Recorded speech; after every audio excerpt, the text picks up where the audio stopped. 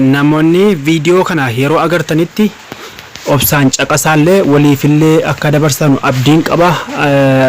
Amantaa kamiinuu taatanii yeroo hedduu karaa social media kana irratti akka biyya alaa itti deemnu waliif dabarsaa turre ni beektanii. Namni harooni maatii kiyya taatanis bagana gaan dhuftan jedheetan jira.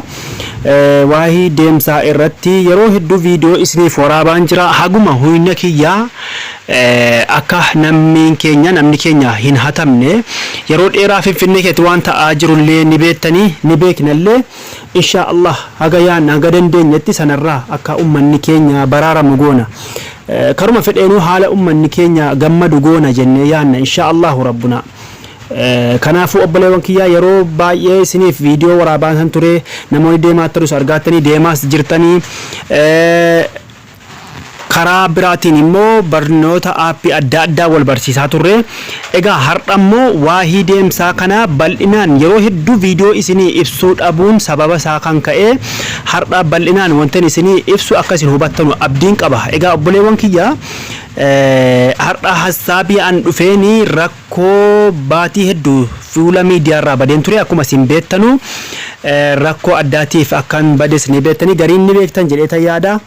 Ergan deebi'ee immoo dhimma deemsaa kana wal qabatee kan dhiiraas bi'iznillaahi ta'ala yeroo dhihootti biyyoonni isin gaafataa turtan akka xumuramaarus abdiin qaba obboleewwan kiyyaa.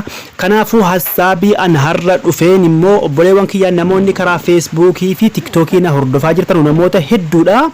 Hammas kooppi liinkii gochuudhaan yookaan sheer gochuudhaan wal biraan gahaati. Akkuma viidiyoo asirratti dheeraa isiniif dabarsuu rakkoo ta'ee jiruun ni beektanii gaggabaabinaan isiniif hojjedhe jennaan yeroo hedduu hubachuu dhabuudhaan namoonni hedduun na hubachaa jirtan jedheetan yaada. Amma akkasin hubattanuu abdii guddaan qaba. Akkuma jirtanuun namoonni viidiyoo akka karaa YouTubeetiin isin qaqqabsiisuuf yaalii godhaan ture YouTube kiyya ni beektan jedheen yaada.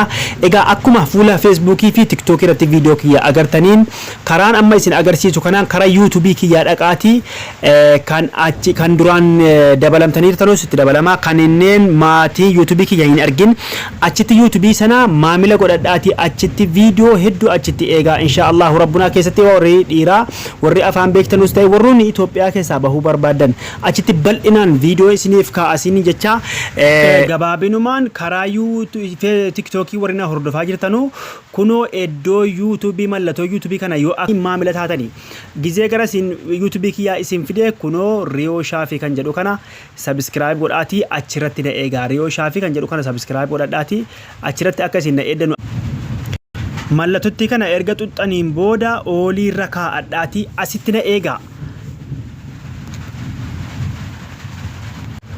Feesbuukii immoo barreeffama kana jalaa fi liinkii asirratti agartanu kanaa fi koomentii jalan isiniif kaa'aa achi yookaan immoo Riyoo Shaafii jechuudhaan sarchi godhaa yookaan immoo YouTube irra galtanii Riyoo Shaafii yoo jettan kun akkaanti isinii baasaa qaxxataa YouTube kiyya isiniif fida jechuudha. Obboleewwan kiyya ajjaraa barnoota hedduu jira asitti na eegaan isiniin jedhaa.